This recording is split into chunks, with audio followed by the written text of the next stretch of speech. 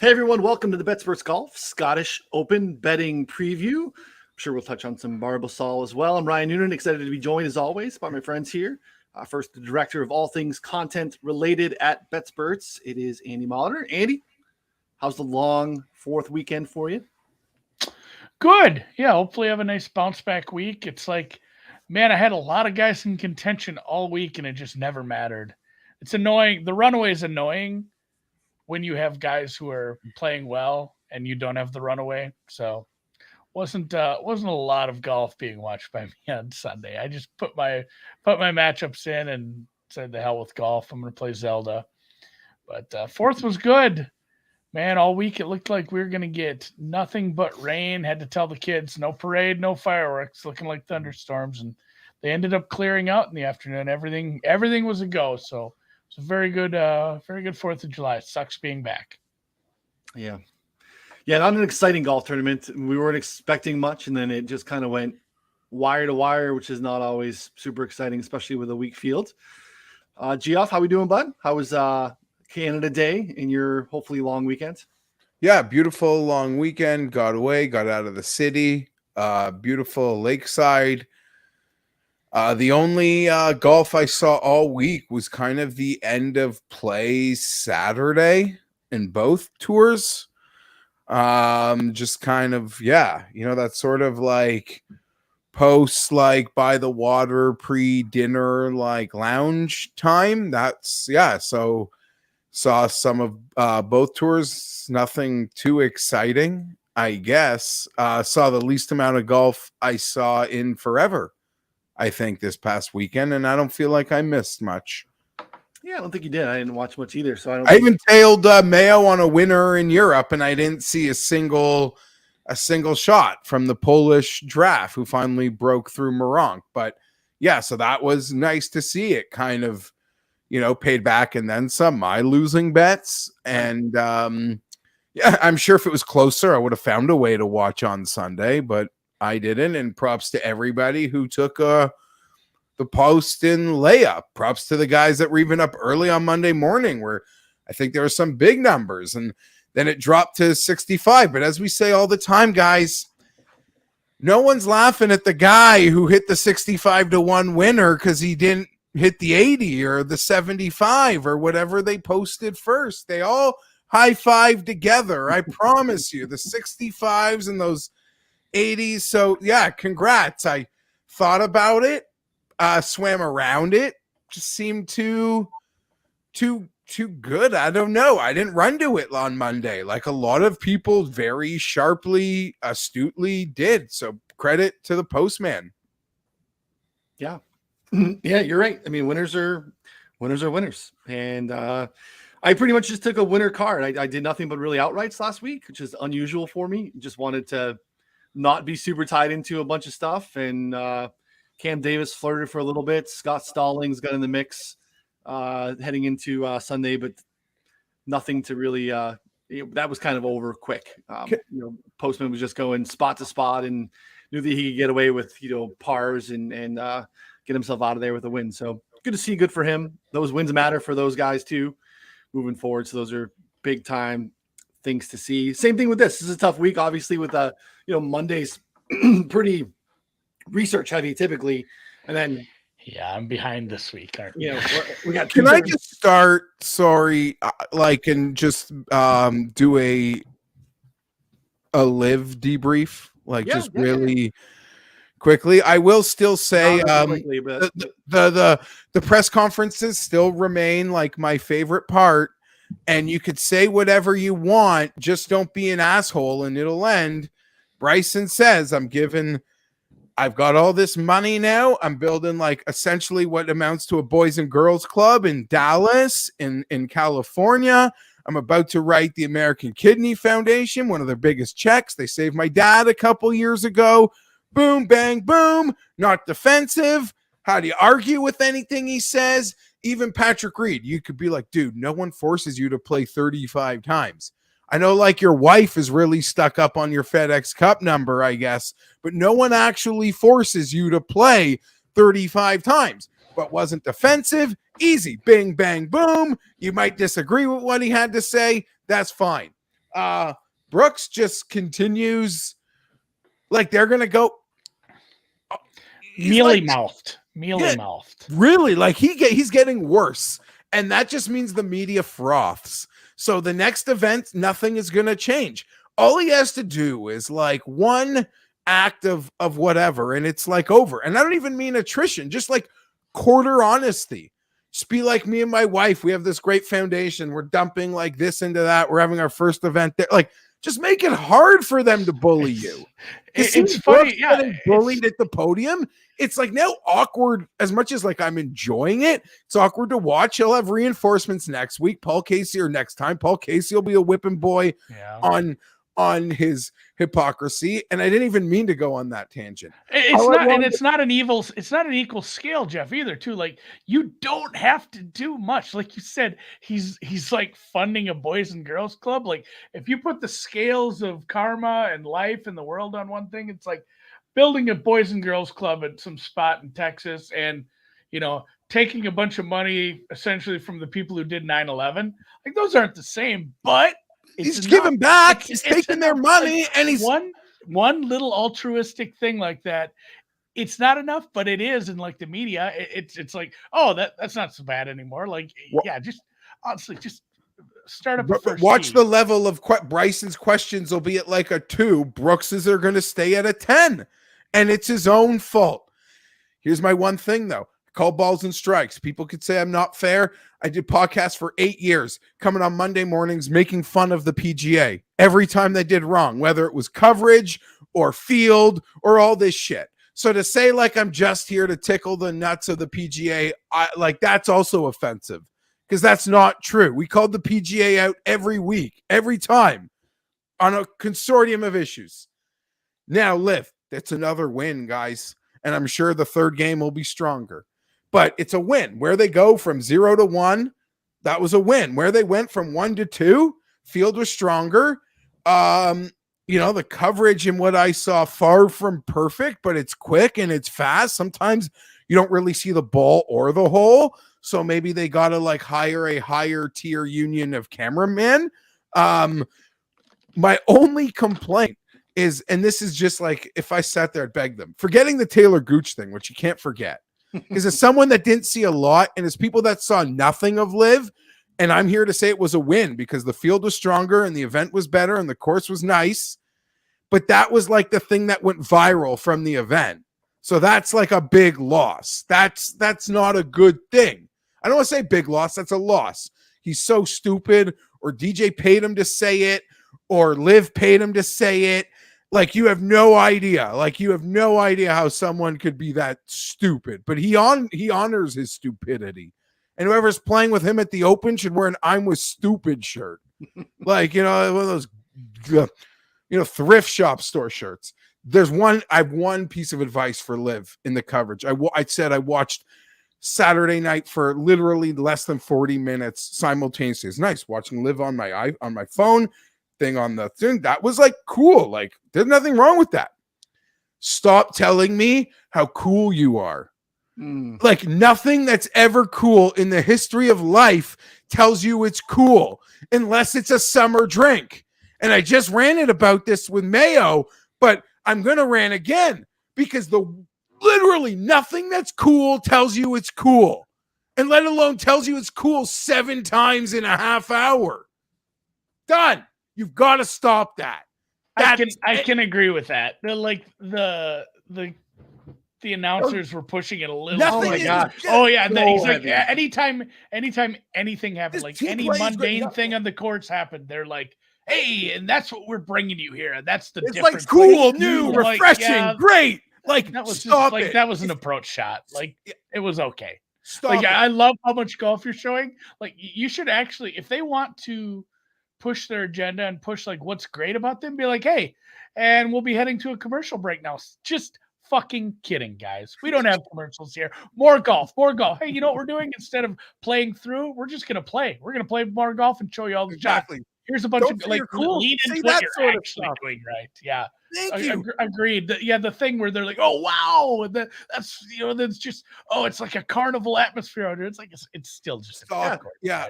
it was like state-run media. It was like I only literally watched like the first 20 minutes of it, and the guys were talking about how big their goosebumps were from the sound of the horn to initiate the shotgun start. I've never seen anything like this before. The feeling that I have. Can you see my goosebumps? And then the guy was talking about like, I've never seen you smiling this much. I've never seen your teeth. To be fair, that was accurate. And there were more smiles because I took a shot on them at Twitter last week. Like I've never seen guys smile. Matthew Wolf smiled. Matthew Wolf, even in his presser, was like, listen, life's full of freak accidents. And maybe he feels like his current golf trajectory is a freak accident. But it's like when you acknowledge, like when you put it out there, like, I don't know, you get hit by a bus tomorrow. Like, okay, that's almost enough for me to stop asking you about live, like, or any questions. You kind of just answered it. You're like, no, life is weird. This was easy. That's it. That's all. I get happy. I get downtime. Done.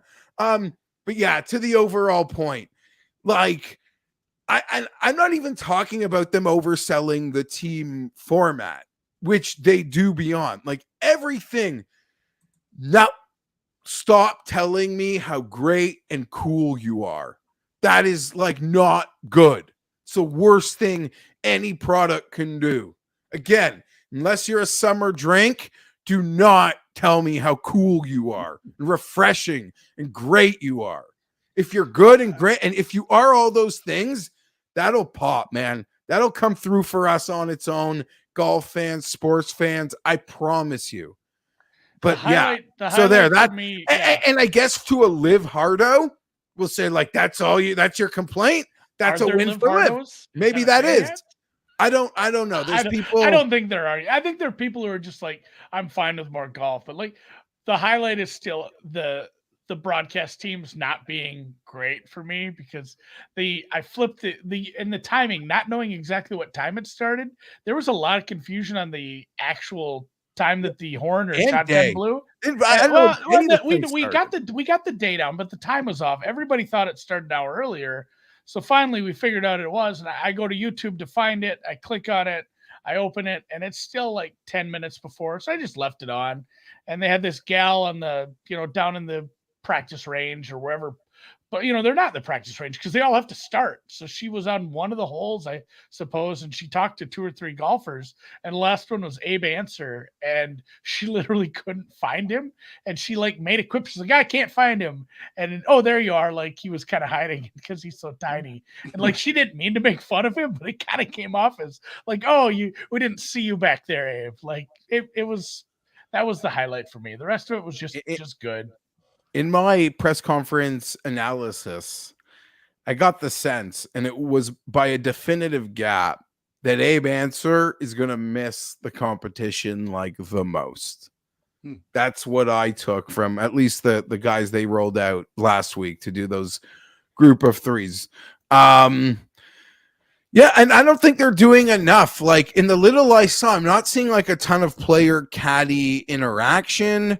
And again, if anyone's like been a part of a company, like the day it opened its doors, like you'd laugh at it, like compared to all the great companies in time. So I think they pulled it off. The field was stronger. I'm here to like say it was a win, but I'm also here to make fun of very polarizing things that catch my eye. And I don't want to say I look Billy Horschel, like, who'd have thought like Billy would be? That's what I make fun of Billy a lot, but I'm not like Billy. I know, Billy is. Billy's a foxhole guy. Like Wiley you want Billy Horschel? Cheer for Billy now. Yeah, I'm like you want. I don't know if I can go that far. You want Billy's a foxhole guy. Like even when I don't like Billy, like that's a guy like who. You would want him on your favorite like hockey team to be like the third line. Like he's a foxhole guy. You'd really want him on your team. Nonetheless, like I'm as much like it again is going to happen. I'm more interested still in like the discourse around Liv than like actual Liv, Ryan. And as Billy threw, a punch today, I'm sure a Liv player will respond with a punch either I guess some of them are now allowed at the Scottish or or next week. Like, I like this. Like, jibber jabbering. I'm all for the PGA Tour and the European Tour doing all, like, every move in their power to, like, annoy, piss off, get back at deserters who they would consider. Like, I'm going to be entertained by that aspect of it and curious how it plays out. So again, but overall, like, that's a win. You can't deny. I don't think you can deny that's a win for Liv. And I think I'm going to bet Patrick Reed a lot in Liv. Again, a player I really like. When I saw him on TV, I still really, on my phone, not on TV yet, I still really liked him. And I didn't ever think I wouldn't, but I'm just saying, it's not like, oh, they did this renegade thing, I'm going to see them and be angry. Nope. I've always been a Team Reed guy. I saw him. I'm like, still a Team Reed guy. Like, I still get, like, I like you. Like, so for all those things. And as a Team Reed guy, that live video that they showed of him and his family parading around the Greenbrier in those crazy outfits, that's just Tuesday. That's just Tuesday to us, Andy. Like, yeah, I've seen this content. He hasn't picked out his clothes by himself in years. No, anyway. I see this content like often. I'm deep in the dark web of Reed. This is how they, like, dress to go, like, on a Tuesday. Like, this family and their opulence is incredible. Like, it's incredible. I'm happy people got a glimpse of it through this live thing. It's like evergreen stuff to me. I've seen it before. I can't wait to see it again. They're a remarkable species, that family. I don't like saying anything mean on Twitter because they'll block. So I don't want to, like, be blocked. That's how much I like Reed. Like, that's a relationship I do not want to be blocked in, Ryan. So I'll come here because she ain't watching this. You never know. She might find it. I might tweet Justine. So yeah. I watched some on Thursday, Friday. Other than that, like I said, I didn't watch a ton of golf. I tracked a lot just because I did play a lot of matchups over the weekend, and all my outrights. Stop betting Pat Perez. I'm telling you, that will not come through. I need. Guy shot an 80.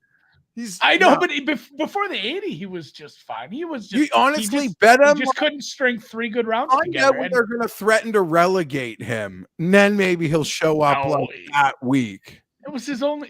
He didn't play the first one, did he? No, but it's been one tournament. It's in one tournament. As it gets, he even acknowledges he's only there. Like, DJ vouched for him. Like, DJ pretty much told them to go get this guy. As him and DJ, I do have a side bet with Cal. It's not really a side bet because he wouldn't give me a price. I said, price this for me, and I'll take the other side of it. And I said, I don't think DJ cares enough to win, even though everyone's like, oh my God, DJ's the only big name. And that first one, I'm like, I don't think he gives a shit. And then eventually, if he does, there'll be other good players who might. I'm like, I think DJ goes 0 for 8 this year. And I said, make me a price on that. We'll bet it in hats. Like, if it's 10-1, you send me $1,000 worth of hats, or I'd send you 100. And somebody has to mail a shitload of hats, all rope hats. And we didn't come to a price, but it's still being tracked. There may be a side gentleman's wager, but 0 for 2 DJ, and the fields just keep getting stronger. Yeah. So that's gonna be my. I could see DJ though, because I've already kind of had this thought that DJ will probably play his best later in the series. I feel like the guys that got the big money, like, this is like a really weird time for them. At some point they're gonna, like, settle down, I think. Like, he's not good, Geoff. He's not good like he was. Like, he's good, but he's not like this guy that should be far and away like the priced him in the first one. So, but I mean, we will. We'll see some of these guys in the couple. Like, I wouldn't bet him as a favorite, I don't think, but I'm not here to call him like a never winner. I like forward. I'm not there yet. And DJ not caring, like, you could argue that's just DJ. Like, if anything, like, some guys who will need certain level of, like, competition aspect to it might miss it. DJ, I don't know. It's just like boring post-COVID golf at the moment. Yeah. Speaking of, we'll get to the Barbasol, which honestly I like. Whatever. Barely Again, looked at the Barbasol, so you guys have special- to carry my water there. Oh, no, I made mean, I two barely bets. either, but special place in my heart. I did hit Seamus Power here one year, so I've won Last a year. Barbasol outright. Last year. Was that last? Yeah. Time is very twisted right now, where I can't remember if it was last year or 2 years ago, but congrats to me being on a Barbasol winning streak. I haven't looked too much at it yet, but the Scottish Open's fun. Everyone got drunk and played in Ireland, and Spieth got DQ'd from a pro-am for scooping up a ball, and it looks like they're having fun over there. And then this is a cool ass course. I looked at one other thing, but I definitely read Ron's preview. I like how it's links, but it's not all links. Sometimes links wears on me. It's like I would like to see like a tree or something. It just looks like these guys are out in a field. But so I kind of like this course. The more I dug into it and I watched a little video on it, it seems nice because it digs into, there's some tree lined areas as it goes in, and then it bounces back out, and it's just straight links again, and you have the dunes and the sand and all that bullshit, and there's like rock walls in the middle of nowhere, and I'm digging this one. Like I'm going to watch quite a bit of this. Sometimes it's just like course porn. Like I like a cool old course. I definitely love the Open for that same reason. You get some of these really old courses. This is a new course that looks old because first of all, it's in Scotland, so like and links in general typically look older. But I mean, I do think it's an interesting event. This is the 4th year that they've been here at the Renaissance Club, but again, this is the first year of the strategic alliance, which I think will only have gasoline poured on it after the last couple of months. But again, really nice field because we have essentially a split top 75 from the US, the PGA Tour and the DP World Tour. So we have a fairly nice field here. So obviously when you look at the winners in the past, it's been obviously very Euro heavy, but you haven't had this many Americans come over. The course looks like, again, we've only had 3 instances of it, but again, links style course, or even stuff that's somewhat close to coastal golf, I guess. Weather is really kind of the main defense for the course because we've seen birdie fests, we've seen John Deere scoring here, and then we've seen it play down into like just a touch over 10. So doesn't look like there's anything right now. And again, I'm not good at weather in my own neighborhood. I'm definitely not going to be good at weather on the coast in Scotland, but right now it doesn't look to be too problematic. So length looks like it matters. Ball striking looks like it matters. Again, more so than other link stuff, like around the green here, unless the wind gets really, up there consistently, you might not have that much scrambling because these are pretty big old greens and big fairways for these guys. So I just kind of, without digging too much other than reading Ron's preview yesterday, I just kind of went number shopping. I'm looking at guys that I think were mispriced based off of the rest of the market, good ball strikers, took a shot at the top, which is something that I don't typically do, especially on a Monday. So interested to see how you guys have kind of approached things so far. Geoff, have you made any Scottish bets? You made some Barbasol bets, so I'm guessing you made some Scottish bets. Yeah, I've actually got a few Scottish bets at the moment. At first I found this event pretty hard to wrap my head around. Maybe it was the holiday weekend vibe still hanging over, but doesn't feel like the typical week before a major. Always stress this, like the week before the majors get weird. We kind of saw it, and the fields aren't very strong, and we saw Spawn get one, and then KH Lee, who had to outduel Spieth, Hideki, and JT, and then the field gets, we like that power top at RBC. Rory comes away with it. Like I wouldn't be shocked if it is a spicy Euro or someone at the back, but honestly, I think the field is way too strong. I'm sure some guys will be focused on next week, but there's just too much field strength here in front of 60-1 for me to get any, get crazy. But right now I've made some bets and they're all between 28 and 50, Ryan. Okay. Andy, I haven't seen anything from you yet. I know I'm behind too. So I wasn't sure if you've, had basically an archetype that you're looking at this week. How are you approaching this week? Again, with kind of for us a little bit of an unknown. I mean, you can watch early in the mornings, and I'm sure you've probably caught a little bit of the Renaissance Club and the Scottish over the last couple of years. But we just haven't had typically, this much of a U.S. presence here. So it hasn't been part of a, first year fully sanctioned PGA Tour event. So what kind of golf types are you looking for this week? Yeah, I think you said it. They did tighten up the fairways a little in certain spots, so it's not going to be the runways that you can land on some of these, but distance will kind of matter.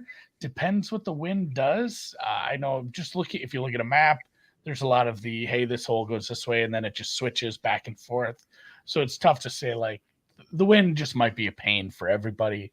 It helps you on this hole, it hurts you on this. It's a crosswind here.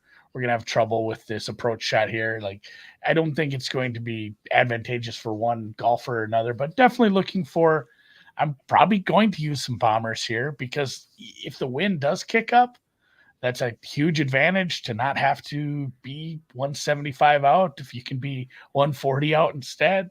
And if the wind isn't, these are huge greens, but they're tiered, they're contoured, a lot going on.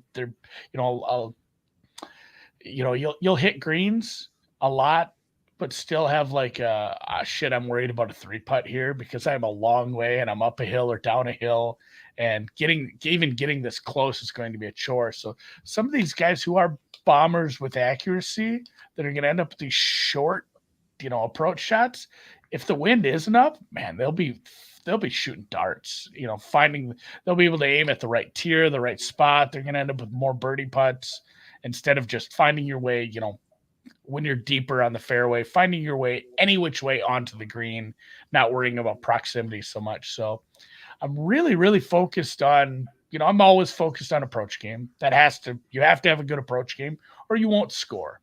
But I'm really, really going to focus on some off the tee metrics here, kind of look at, if there's an advantage left or right, the way some of these holes move. And truthfully, like, honest to God, I have not made a bet yet this week because I am so far behind on my research. I'm kind of just going to talk it out with you guys, and I'll probably fire a couple on the show. Although price shopping during the show is difficult. See how many tabs I can open before my video freezes up. Yeah, if you got to scramble, you're dead, right? Like, if you got to scramble, you're dead. Yeah, and that's the thing too with the approach or around the green here too. Like, it's everybody should be hitting these greens. Like, if you didn't hit the green, things went horribly awry.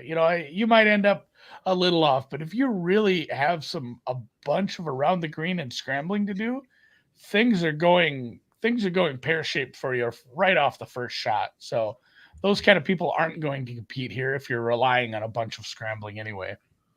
All right, Ryan. So tell us, like, you bet Justin Thomas or something? What's going on? Well, when I think about the two most, and I think about weather, again, weather can still pop up here, right? So when I think about, like, probably the two most prominent weather rounds of the year this year is JT at Sawgrass, and it was JT at Southern Hills, in the wrong side of the weather wave. And then Geoff's astutely pointed out multiple times, somewhat of this, like, and I know JT's kind of on the upper end of this young, core on tour, but like, we don't see these guys often now, like fine tuning things heading into a major. They want to win and carry it in.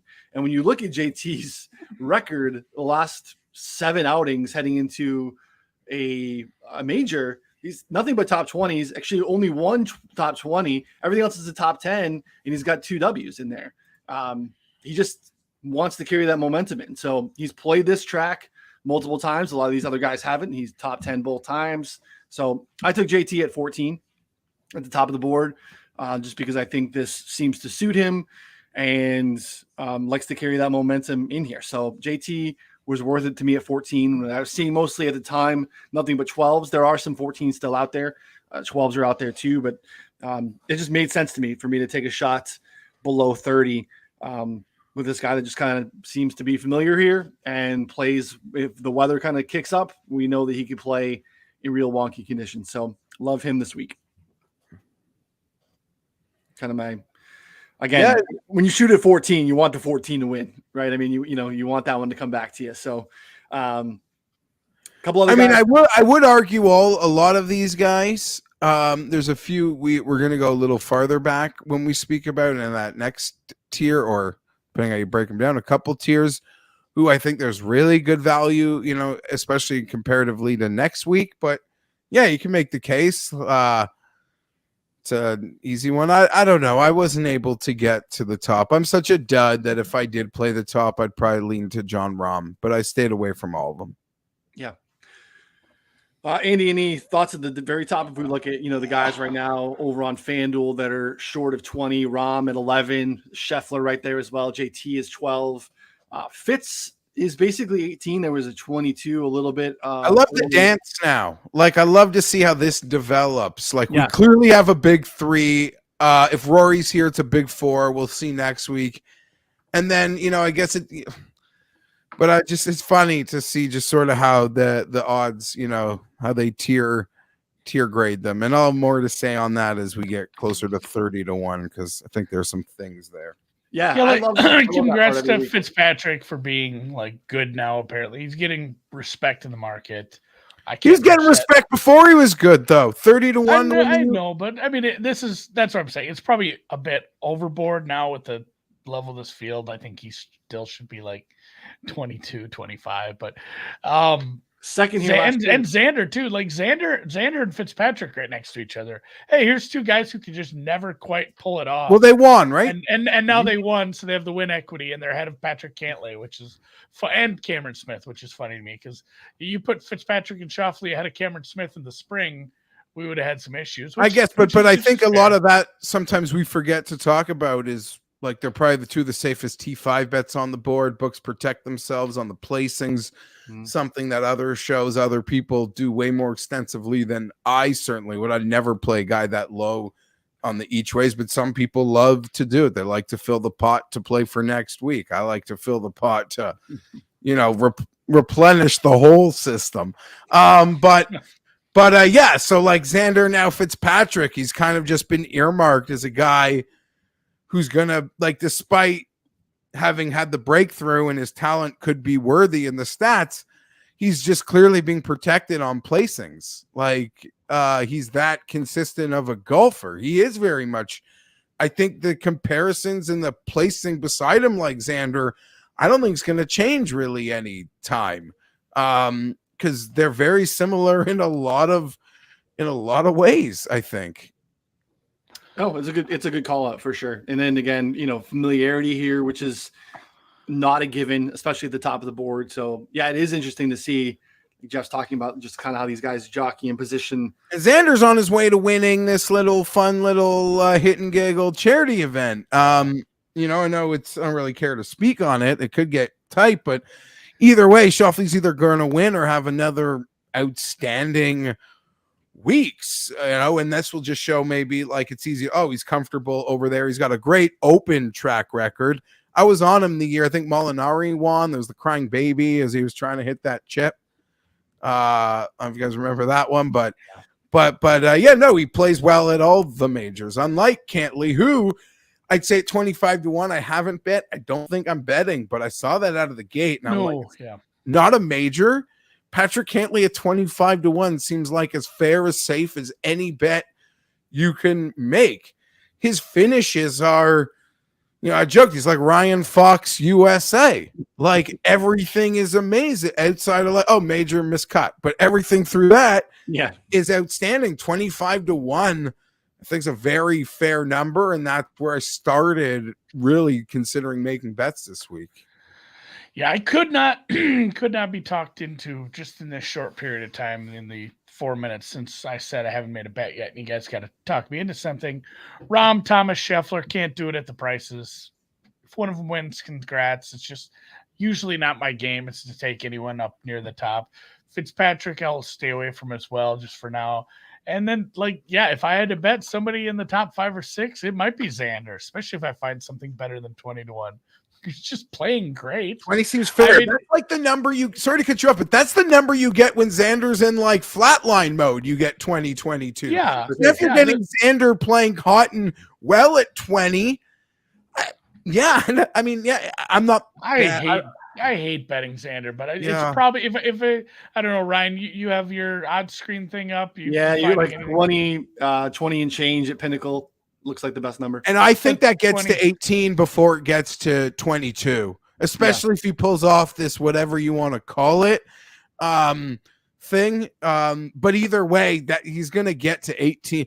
18 feels far more likely as the ceiling number than 22 will be. Yeah. If we're There's talking 16. about like chasing a point spread or something or waiting it out, I don't think I would. I would take the 20. Yeah, there's 16s. So like to Jeff's point, like that's going that way more than anything else. So it is interesting. Again, our boy Zalatoris getting the respect that he deserves. And everything you guys spoke about, like checked Willie for me. I don't know if I need a side bet this as just a, like, if you blow your load here, when I've got my 70-1 future for next week, I will not be a good person.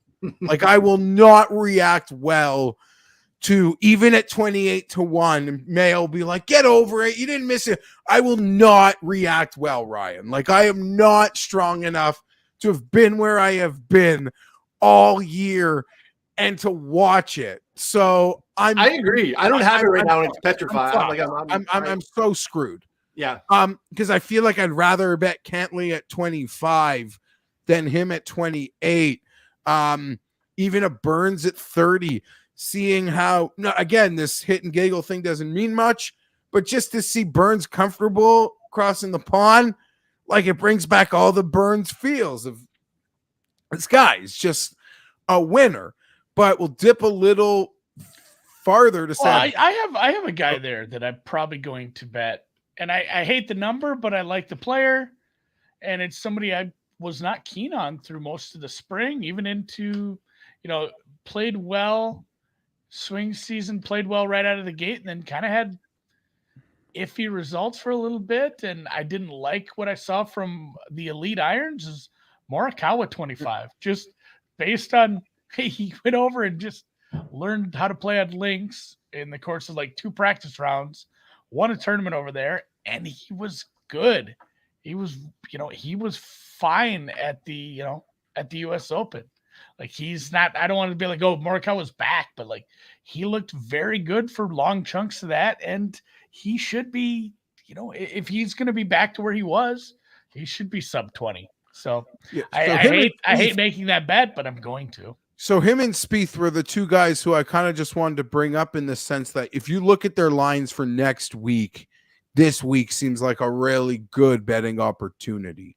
I have taken the Bet365 40-1 bet boost on Spieth out today. I am not a Spieth guy.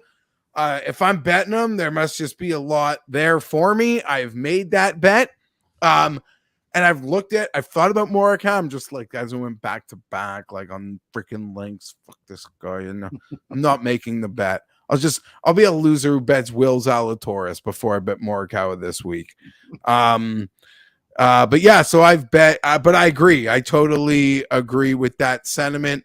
Morikawa, Spieth, Burns, swimming around all of them. Got the number on Spieth. That's the move I made. I've bet Hideki at 35. Always feel like I just see disrespected elite there. So those are the plays. For me, I've made one a little farther. We'll get to it. And I'm thinking, I guess any of those guys could be my next bet. Cantley, Morikawa, Burns, Zalatoris. I'm leaning toward Zalatoris for peace of mind because I'm not healthy. Yeah, when I made not healthy and I want to bet responsibly. Like I'm self-aware enough to know those things need to stay correct, if that makes any sense. It's a weird dynamic because and stay with me on this. You love a golfer so much. And you got such a good number by believing in him early that you are going to wish him ill this week. I don't want to do it. And you don't want to do that. The only other option is to bet him at a number in an absolute garbage FOMO bet. And then if he wins, you feel like, well, now I don't feel so bad because it's so difficult to go back to back 2 weeks in a row. Like now it pays for the pain that I would have felt next week because you can't sit and wish him ill. That's not a thing you can do. I need form. You don't want him in bad form to be fine. I just want to see him top 10 bet. He withdrew. He was good at the Scottish last year. Now we're doing a Zalatoris thing. I think it was like 25th. He wasn't bad. Yeah. He was fine. And then he went to the Open. I don't know. Some will remember this, some won't. He had to withdraw. Mm-hmm. He hit such an awkward shot out of the hay, like to hit it sideways back into play. Stuck the approach to like 2 feet. It was incredible up and down, but that did something to him that had him withdraw. He was playing fine until he had to withdraw. And I would love to see him play fine and Scott like, okay, Willie's fine. Let's go. We're ready to attack it. Yeah, Ryan, just golf betting, it can put you in a real pretzel. I can lose like 3 straight games on the Vikings and then get them wrong the next week on a flip-flop. And you're just like, that's football. Like, what are you going to do? You know? Like it will not be the same. Like it will not. I'm just telling you. Yeah, I don't even want to take him at like 6-1 when I know on like Saturday morning that he is in the mix and I can't not cash somehow. So like I'm with you, and it was deliberate. Like when I made the 14 on JT, it's like, gosh, I'm essentially this feels more than anything like I'm crossing Zalatoris off, and that's a tough stance because I did fire on Burns at 33. Yeah, okay, there it is. And I fired on Decky at 34 because thought those were good numbers, and they can handle if the wind gets in play. Great iron players, full game. I just love those prices. So Zalatoris a little shorter. A lot of stuff, yesterday in the morning was 25s, and it's just hard. It's hard to do. Those are my kind of top tier bets: JT, Burns, and Ducky, and I've made a couple down the board.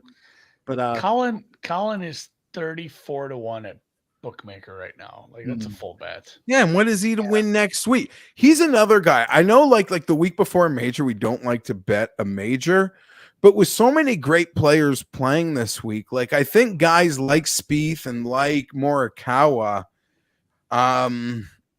like if you see that they're like looking good, they could be guys like St. Andrews, but like I'm in, like this is the best number I'm going to get. I got to make my move. Yeah. So much the week before major, I say you don't want to bet because the guys who we think are going to win a major aren't even playing. So it's like, what can happen? How does their number even drop? Like people aren't even going to see them on TV this weekend. Don't just wait it out. Yeah, if that guy you're thinking about next week is tearing it up on TV, and I think this gets NBC coverage on the weekend too. They really like to put this thing on Bristol. You better have to make a decision. If you need the crack now. I only have one bet next week, and I bet the guy this week as well. I bet Homa. Homa. Fair bet. Week. Fair bet. 50. The 50 this week, 100 next week. That's what you got. That's what's in your pocket. I got 90 next week. Sam? Yeah. Yeah. What a player. Can't hate that. Can't hate it. I think the 50 this week is strong. I think the 50 on Billy Horschel this week is really fair, as he is very comfortable. He's been there. He was in Germany. Then he was on a buddy's golf trip in England, and he's just been over there. And I'm the loser that bet Tommy Fleetwood 50-1, guys. So I bet Fleetwood at 50, Spieth on the boost to 40, Decky at 35. I can go anywhere with those three. I can go anywhere. Maybe even kind of have to get Zalatoris places. Zalatoris and Burns, or maybe Zalatoris and Morikawa. I just like this guy is he's going to show up back in Scotland. It's going to feel like the condition shows feeling like a nice Florida day, and he's going to be amazing. I bet him to miss the cut at the Open last year. I own that only because like you got to own your worst bet of the year. Like you got to laugh at yourself. I bought into that tweet. It wasn't Kyle Porter, one of those like people. Yeah, sent out that tweet. Yeah.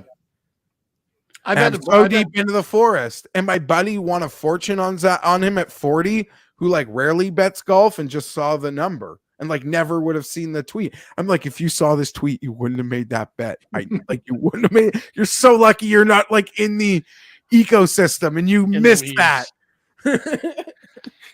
Oh, I can't wait. It's a great 2 weeks of golf. It really is. I do too. I love What time does shit start? So like later than you think. Yeah. Later than you think. They get daylight they- and they got NBC TV on the weekend. I'm always amazed when like the leaders at the Open Championship are going off at like noon on the weekend. Yeah, I feel like they know there's a big audience across the pond. They don't go stupid. Like, whereas that's what I love about the tennis. That's what I love about tennis is, Wimbledon, French Open. They don't give a shit.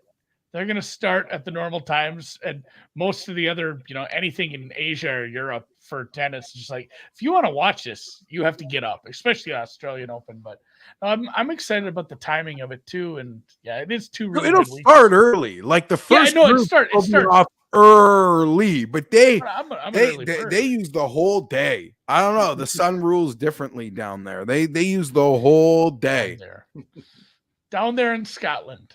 Down there. Never been. I'd love to go. Oh, I would love to go. You know who I'm probably going to bet because I just found a 55? Cam Young. Seems so weird. I was looking at it. I know. Like, we're here again. I'm staring at you. Can you just tell one of the golf reporters you hate how your irons are hitting the turf and you have like one registered links round? And like that's all I need from Cam Young, because I don't know, like I'm silly enough to think like I want like some level of like not even a good track record, just like a track record. Like I get you can learn from going over, especially when you're of that talent. I just want to know that you've been over. Like, I don't want to hear like I've never played a competitive round of links golf before. It's not what I want to hear, and I'm making that up. I don't know if that's the case for Cam Young. But I know Morikawa was like, I've had one competitive round of links golf in my life. My irons aren't hitting the turf. I'm not happy.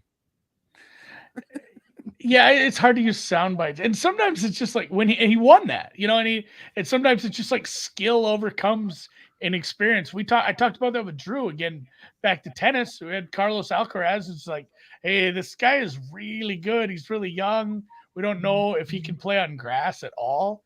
Then he just comes in and rips off a few matches against decent competition, not really having played. It's like, and we said that, it's like, sometimes it's like this person is good enough where they'll just figure it out on the fly. I don't know if we should compare Cam Young to a phenom like Alcaraz, but I think Cam Young has a very bright future. Sports. And I just found a 60, so that's happening. No, but this is all sports. This is why, like, you can bet like kids and be like, no, they're like, you see it in all of it, the NBA, the football, the quarterbacks. Like when we were younger, they needed to like experience and learn. And like, if you bet guys under 28 to win a major, like, what do you mean, man? Like, that's the dumbest things. Can't win. But we see it now, like whatever, from the quarterback camps to the track man, like they're just so much effing more ready to like come through the tunnel. 100%. Like they're not afraid. They've been wired differently.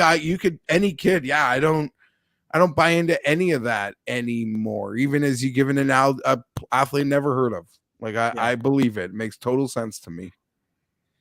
I do agree with the premise. Like, ideally, we would like to see them play some links style golf, or even something like this. Like I kind of have leaned, especially at the top, with some of these guys that have. But I've heard these greens are pretty easy. Yeah. Like Mayo was telling me they're pretty conducive greens. Like your Corey Connors like actually might have a leg up than normal. In these sorts of, you staring at Corey, are you, Andy? Fucking, I'm always staring at Corey. He's the second cutest Canadian I know, and he's ready to take my money again. Yeah, no, it seems like an ideal Connors layout as well. And then you hear people talk about how this sort of green and this complex actually can be very favorable to people of that sort of. Like apparently Lucas Herbert says is the best favorite greens in the world. He sucks at putting. Right, so I don't know. There's something, or maybe I mixed up who that was. And the books don't want me to bet Aaron Rai because that was a name I like went to find quickly, and I was seeing 60, and I'm like, they don't want me to bet him, and I guess I'm not gonna bet him. I've made my decision though, guys. I'm swinging like 25 to 50, and if I miss, I'll live with it. But when the field strength is like this, and then I get the numbers on those players, I just can't. I'm not a chameleon. Like, I don't adapt well. You could just consider me betting on Spieth to win is me adapting well, to be perfectly honest, at a strong number. As I had him very close with others, I said, I'm taking that number. They boosted, I'm in. That's a crazy number. 40 is nice. I mean, I am not a Spieth guy, and I gave Spieth a look, and like, I think there was 33s yesterday in the morning. Like, that even seemed fair. The Morikawa 33s that Andy's there for seems incredibly fair. And go try to find a bet on them for next week. They're like 18, 16 to 1. Yeah. So how is this? Like, this should maybe the spot to make a move on. I want to say both those guys. Although I do know people who I think are betting both of them. Almost on the same concept that I just mentioned and we've spoken about. Yeah. One guy that's interesting, well, that I gave a long look to, partially because it just throws you off, because where Andy had mentioned too, where his numbers were in the spring, is Cam Smith. Like, oh yeah, should have been saying him the whole time. As I was mentioning Spieth, and I don't know why his name didn't come up. Actually, in my notes, he's right there with all of them. I feel stupid for omitting that. 28 on Cam Smith, 30, a couple 30s out there on Cam Smith feels like. I can't add Cam Smith and Zalatoris. It's an irresponsible week. That's a major type card. Yeah, so I'm just living in this range. Like my two more bets are going to be in this like 28 to 35. I don't see it being. Yeah, I can't. I want to bet Aaron Rye like I do, but I'm not gonna. Like, you're not like, no, you're not gonna. I'm not gonna. Just gonna pass. I'm gonna pass on Keith Mitchell. Like, I'm just passing. That's my bomb. I took Keith Mitchell on 95. It's my. I like it, but I'm past. Shit! Now you're on it. My only past 50 is Keith Mitchell. I thought the 95. That's come down. That's a real strong number, I think. Yeah, that was a mistake. I've seen 70s this morning, 65s. So yeah, that was DraftKings put out a 95, and I don't know, just a guy that I kind of gravitate to most weeks anyway, and.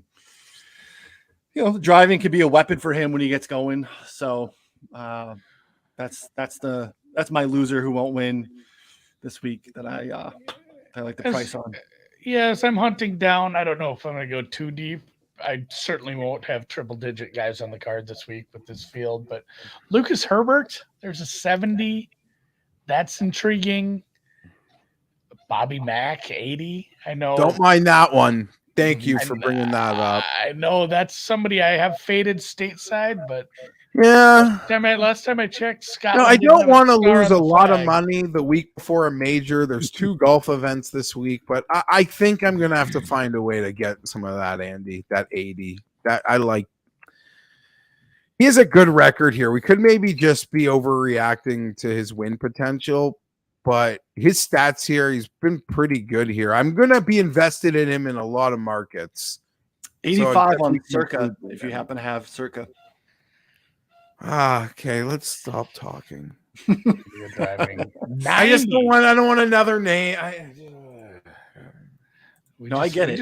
We just found a 90 on Bobby Mack. Yeah, that is a. But I will say, you know, as much as where I'm betting, and I just will play in that range. I'll die in that range. These like Scottish Opens next week at St. Andrews.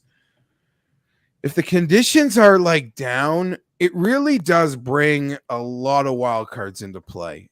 It does. Like your Kevin Kisners that can't compete at other majors, like that player profile suddenly becomes so live, and that makes like next week real tricky. Not to say I'm not going to stay in my range next week and overexpose myself in that range, but the wild cards are alive at these weather down, just iron attack putts. It's true. I mean, like we said at the top, we've seen that here where it's a very, very different course. Like we're going to get into the low 20s with this field if the wind is not a problem. So big old greens, fairways can be friendly, even if they tighten them up. I think, you know, in link style courses, typically you're not going to have too much trouble. So yeah, it's, you know, these guys don't want putting events. They don't want a putting contest, but and not a great links prep course either. But a lot of these guys over the course of the years, whether because they have status or because they've played, they're familiar with the old course, and this might not be a standard link style prep course for them, but just to get over there, get acclimated, and get on the right time frame, time zone wise, it'll be interesting to see what comes of it. So yeah, that's kind of it for me. I think I'm gonna hold off of any other outrights. It'll be finishing position bets. I'll hopefully hedge on a Zalatoris and a Cam Smith, because those are the guys that I feel like I wanted that I didn't get to. Maybe a Corey Connors now that you guys are smitten by him. I think I'm always smitten, but I've not lost as much as I thought I would on him. Does make sense. Yeah, I'm not gonna bet it though. How about the Barbasol for this guy? Yeah, and you Barbasol bets. So remember when I said I was behind? I was going to work on the Scottish Open first, and I didn't have any bets till we got on the show. Barbasol, I mean, look at the field. It sucks. Like our guys, our long shots are the favorites. Goddard's, Svensson are like your pretty much co-favorites with Streelman. No chance I can bet Streelman. Maybe this is my Taylor Pendrith get back. Bet him last week in matchups. I bet him in outright. He didn't get there. His number sucks. But look at the field. So he withdrew. Yeah. I didn't get to. I had him as an outright. I had him in a match. Oh, okay. I thought you meant like you just didn't notice and they graded you losses. Okay. No. I didn't get to. He would have won if he stayed in. I'm assuming. Yeah. So him looking down at who are some Andy guys. Smotherman's an Andy guy. Oof. So I've bet Lee Hodges at 50, and I've bet Sam Ryder at 40. I'm looking at Buckley at 40. Yeah. I hate to say it. I don't think I'll do it, but Chesson Hadley at 35, I'll just not do it, but I think could make sense. And I'm honestly maybe just going to do, I've even considered just betting with Hodges and Ryder, who are the bets that I have made, and just doing Goddard. I don't know, eating that top of the board 22-1 and just a little 3-man pack. I don't doubt that there could be some value behind, but that's sort of where I am. It's tough to stomach. Your 200-1 guys are 40-1, but hey, you look at who they're up against. They're up against their fellow 100-1 guys. So hey. Who won the alt event earlier, down in like Puerto Rico or wherever? Oh man, guy, it was. I hate to call anyone a nobody because he's more of a somebody than I, but like it just feels like a tournament I'm going to be very treading lightly on because, yeah, there are some guys who are really playing well, and they're playing well on full field tour events, and then you're still going to have some. I mean, this is a putting contest, right? I haven't looked too deep into Keen. I'm not really sure, but I do sometimes this enjoy. One turns into a putting contest. It'll be on later in the day, like it's on after the Scottish. They do that pretty good for the TV. I get suckered into it sometimes on the weekend. So I have made those two bets at 50 and 40. I'm tempted to maybe add around them, as I mentioned, Buckley, Hadley, or just go right to the top and like play a Goddard up. Bullet. But yeah, it'll hurt my soul to see Svensson win at 25-1 and not bet it. But, yeah, Pendrith's a weird one. Like he hasn't played. I know. Ugh. But he was 80-1 last week, so I don't even think being 30-1 is that unfair. Silly as that sounds. Chase Seifert, another guy I'll have circled again. DraftKings is Mark Hubbard is the favorite at 16-1, guys. I'll have some.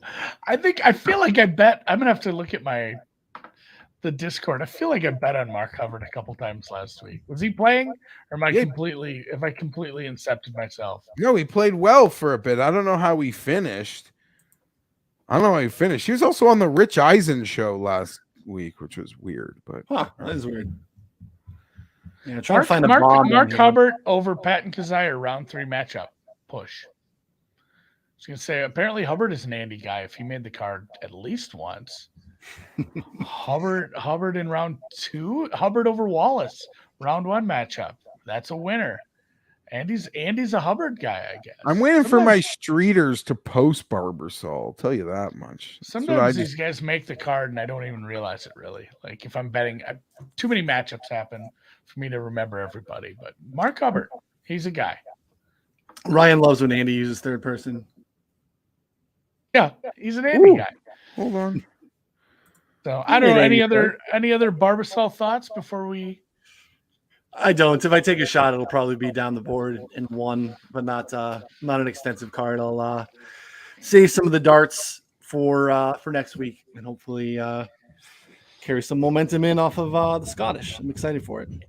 Yeah, I'll have 3 or 4 outrights, but again, I need to do some research and I gotta go. Oh, I got shopping to do today, Ryan. It's gonna be a busy Tuesday. This Monday holiday thing, it's great having a 3-day weekend, spending time with your family, but boy howdy, it puts you behind the 8 ball on golf research. So yeah, give me a Friday holiday.